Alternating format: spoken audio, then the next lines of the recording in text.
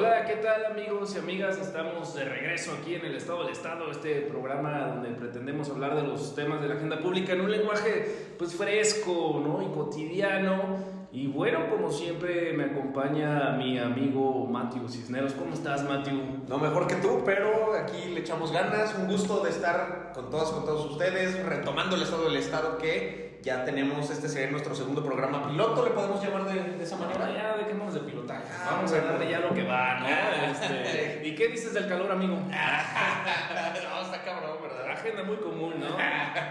Bueno, el día de hoy nos ocupa, evidentemente hay muchos temas en la agenda, algunos más difíciles que otros, pero hay uno en específico que ha estado muy álgido, que tiene que ver con el poder legislativo, ¿no? Sí. Comentábamos cómo cada presidente en la historia de México llega y quiere poner su propia agenda, quiere dejar su marca en la historia, si lo digamos. Su huella. Y la manera de hacerlo pues es mediante reformas. Una reforma constitucional que queden asentadas en la Carta Magna, ¿no? Sí. Y bueno, el capítulo anterior, si no lo han visto, vayan a ver. Hablamos un poco de cómo no pasó la reforma eléctrica. Y ahora estamos frente a una reforma de corte electoral.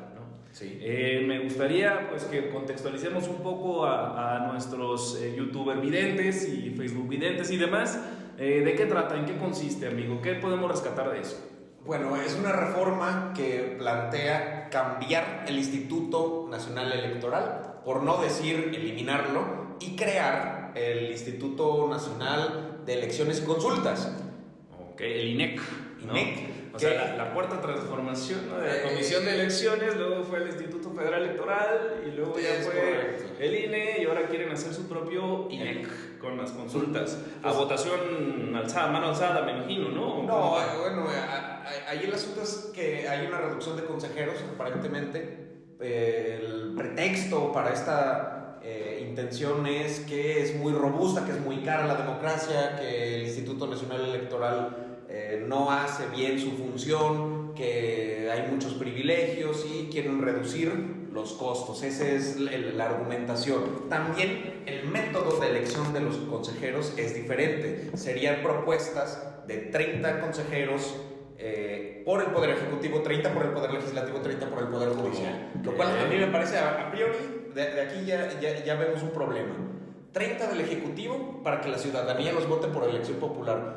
Okay. Pues 30 personas que van a ser evidentemente afines al Poder Ejecutivo. Claro, porque el Poder Ejecutivo, como ustedes ya sabrán, pues un partido genera las elecciones y queda en la titularidad alguien de un partido perteneciente a un partido político. En este caso, pues ya sabemos cuál es. El Legislativo, ¿quién tiene el control mayoritario? La mayoría el mismo partido. Y el judicial ha tenido su autonomía, pero a ver, hasta hace poco Saldívar se iba a reelegir por petición del presidente de la República. Ha habido romance y distanciamiento entre el Poder Judicial y el titular del Poder Ejecutivo. A ver, pero me parece muy curioso algo que estás diciendo. Entonces, ¿quiere decir que los organismos locales se van a desaparecer? Eso es otra parte de la reforma. Los OPLES, o por ejemplo, aquí en el caso de Jalisco, el Instituto Electoral y de Participación Ciudadana, desaparecería. Que ha hecho muy buena labor. Un saludo. Excelente. Saludos a muchos funcionarios que han hecho una espléndida labor a la hora de organizar elecciones locales. Se desaparecería y el haría lo de todos. Es la propuesta del presidente, tal cual. Wow, y entonces se centralizaría. La centralización de las funciones, del poder incluso. Y entonces la autonomía de los estados, donde cada estado tiene la capacidad de elegir a sus propios gobernantes, quedaría limitada. Bueno, yo entiendo que tendría que haber también ajustes o armonizaciones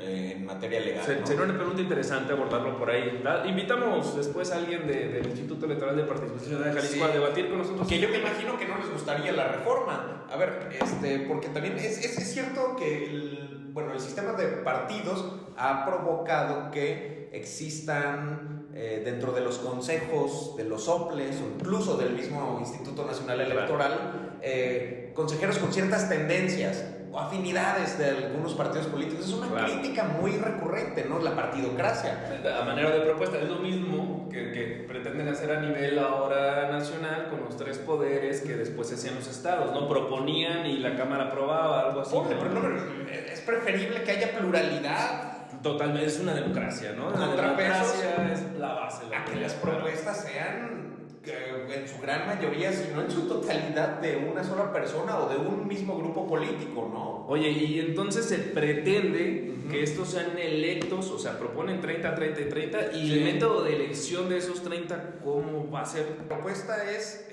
30, por ejemplo, de los ministros de la Corte, sesionan, proponen a 30 perfiles, que seguramente tendrá que haber un cabildo interno o algo por el estilo, y convocan elecciones y en medio de esas el elecciones, voto popular va a definir. El voto popular elige. ¿Va a haber otra campaña electoral para elegir? Esa sería la idea. ¡Wow! No, es muy complejo. A ver.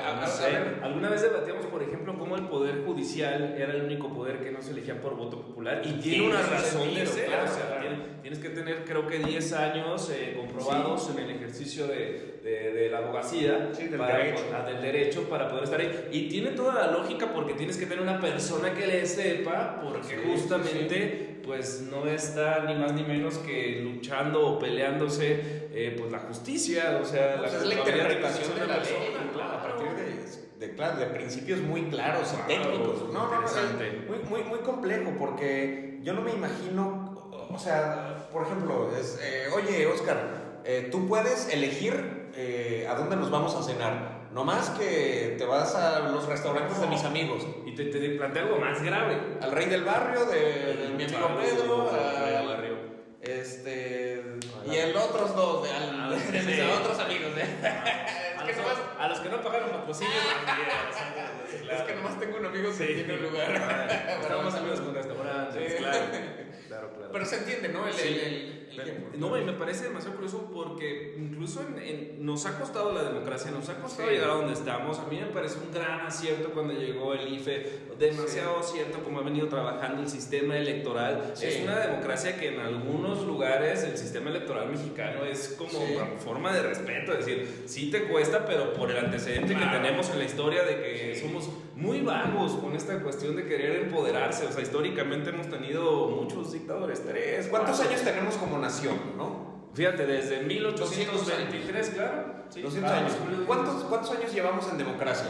Yo creo que bien, del 2000 a la fecha, porque pues Madero fue un intento que duró un año, o sea, llegó y se fue, eso no lo intento.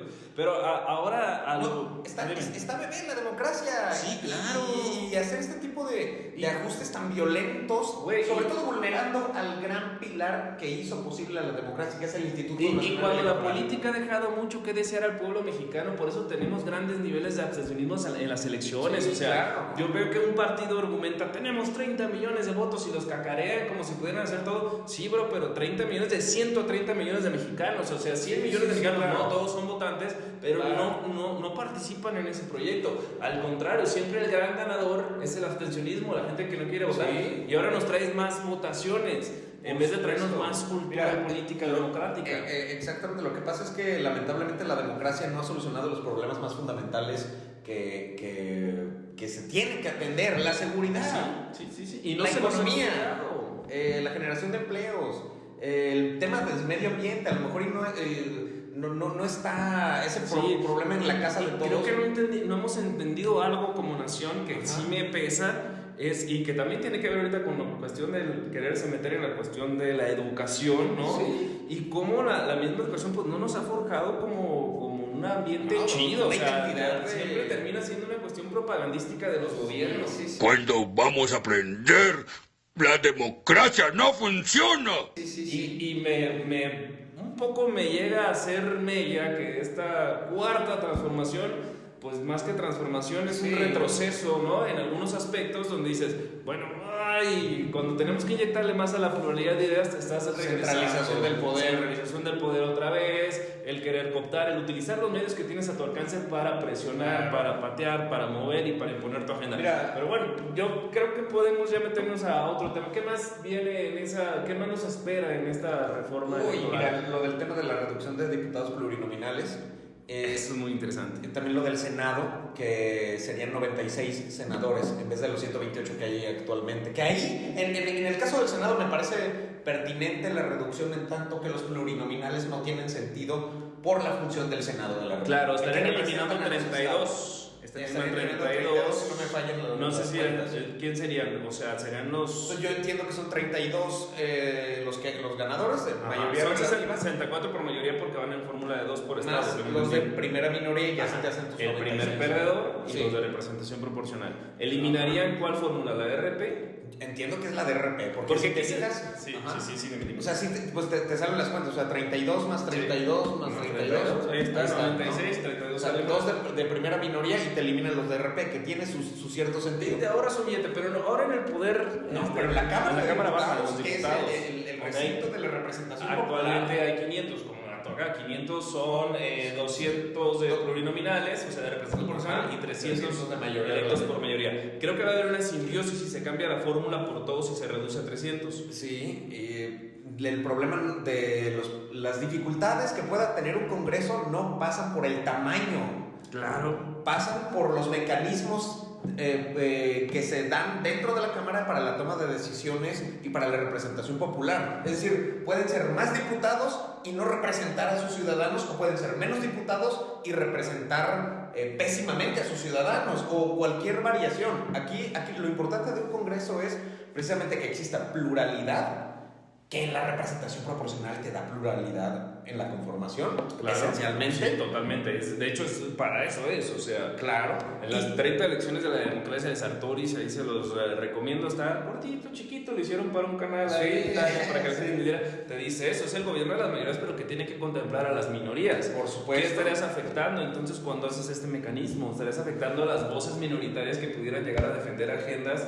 que Sí. tal vez no estén de acuerdo con el de la mayoría. A menos que sea un sistema de representación puro, pero ahí también habría un nuevo viraje a una partidocracia muy consolidada, ¿no? Porque luego también porque somos un sistema presidencialista y le metes representación pura al Congreso, ahí se te complica, porque, por ejemplo, de los 300 distritos de mayoría relativa, yo veo muy difícil que gane un distrito algún partido político pequeño o tangencial, ¿no? Sí, evidentemente haces eso, ¿no? Lo recortas y es más complejo, no puedes acceder. Me parece un tanto tortuoso, bro, porque siempre quien termina perdiendo en este tipo de reformas, pues son las voces minoritarias, o sea, los partidos que pueden llevar agendas muy específicas. No voy a decir el ecologista porque pues esa es una cuestión más pragmática.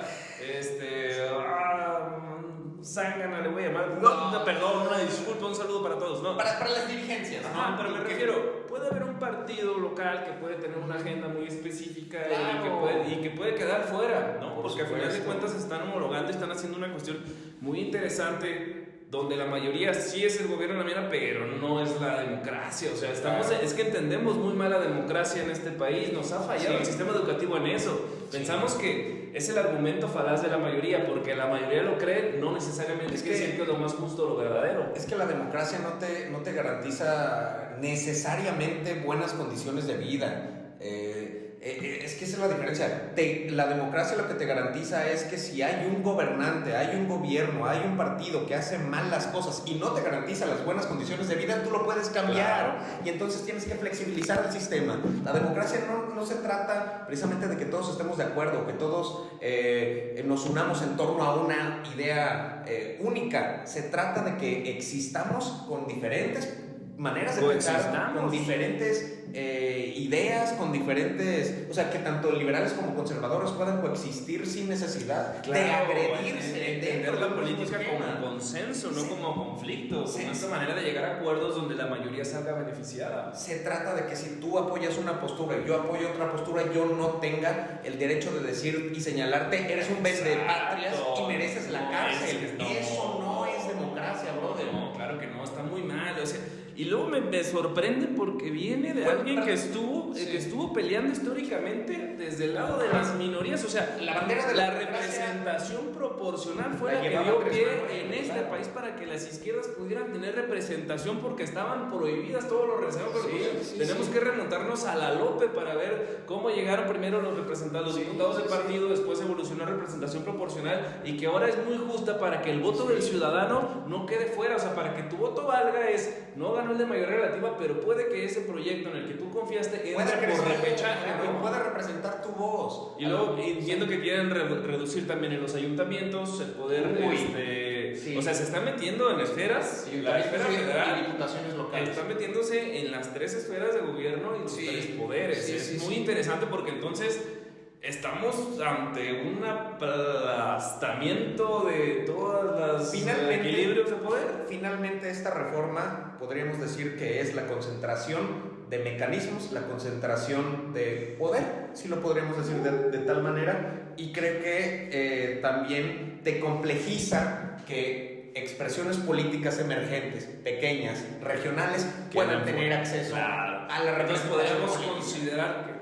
llamarlo como un retroceso a la democracia. ¿Consideras? Sí, para mí sí, para el modelo democrático, sí. Me parece que sería un retroceso. Que déjame decirte, ahora podemos pasar a este otro tema. No va a pasar la reforma. Si vimos que la reforma eléctrica, claro. pues fuera. Pero entonces, ¿qué sería? ¿Otro ejercicio propagandístico para derrocar a otro de los enemigos en la narrativa de cierto personaje? Otro proceso propagandístico. Bueno, venimos recibiendo propaganda diaria desde que llegaron al poder, ¿no? A mí me parece demasiado grave desde que ataque a las autoridades electorales, que le legitimaron el que ganara, y luego también atacas a los medios de comunicación. Robert Dahl, el politólogo, el creador del concepto de poliarquía, estaría en este momento diciendo, dude, ¿qué está pasando en México, güey? Sí, eso ¿Qué está pasando, güey? O sea, ¿por qué de lo que te quejaste todo el tiempo ahora lo estás ejerciendo a la contraria? Es un revanchismo político. No, y a mí se me hace ocioso meterle otro problema más a México. Si de por sí tenemos el problema principal, incesante, desde hace 20 años de la seguridad, de la inseguridad. Segundo tema, el de la economía. Totalmente, la desigualdad social sigue permeando, cambió el gobierno, pero no ha cambiado los números ni las estadísticas. El Coneval sigue arrojando los mismos datos. Pobreza, por supuesto. La inflación nos está respirando en el oído. Es correcto. Y ahora, le quieren meter el problema democrático que ya habíamos avanzado históricamente. No me parece lo más pertinente. Marty y yo, pues desgraciadamente se nos agotan los tiempos, pero aprovecho para abrir el micrófono a quien quiera hablar con nosotros, porque justamente en esta pluralidad de la que hablamos queremos escuchar a más voces, ¿no? Sí, que tal vez alguien venga y nos dé su perspectiva acerca de lo que opina de esta reforma. Probablemente hay algo que no estemos viendo. Sí, o a lo mejor somos muy tendenciosos o algo por el estilo. Y no somos muy fatalistas, ¿no? Fatalistas. Nos formamos sombríos y nos llaman fatalistas. Sí, hay cosas interesantes también en esta reforma. Por ejemplo, lo de facilitar los mecanismos de participación ciudadana, bajar los umbrales de participación para que sean vinculantes a algunas consultas. Claro. Pero vaya, son propuestas que por ahí están en medio de una vorágine de cuestiones muy peligrosas. Un traguito de miel por 4 de Tonalla, ¿no? Así que ya te ha tocado. Bueno, no quisiera seguir con esta charla, pero ya nos extendimos de más. Abrimos una vez más la invitación a quien quiera dialogar con nosotros de donde sea. Este programa es para el pueblo y por el pueblo, ¿no? Sí, ya tenemos programado y calendarizado el que haya algunos personajes que les van a agradar mucho que estén en esta mesa, pero quien quiera debatirnos algunas ideas que no estén de acuerdo, porque nos han venido haciendo comentarios en las redes sociales con algunas inquietudes, y es válido en democracia, como bien lo decíamos. Claro. Los micrófonos están abiertos y es un gusto otra vez estar de nuevo contigo, amigo. Síganos en las redes sociales, síganos en los espacios de podcast que hay, podcasts, ni siquiera sé pronunciar podcast. Síganos el Estado del Estado en Twitter, el Estado del Estado en Facebook, el Estado del Estado en Instagram. Sí. Y también tenemos... ¿Qué tenemos? Pues ganas de platicar con todo, ¿verdad? Por aquí van a salir nuestros nombres. Eddie Ronaldo está en la cámara y la producción de los invitamos a platicar con nosotros. Hasta pronto. Hasta luego. Adiós.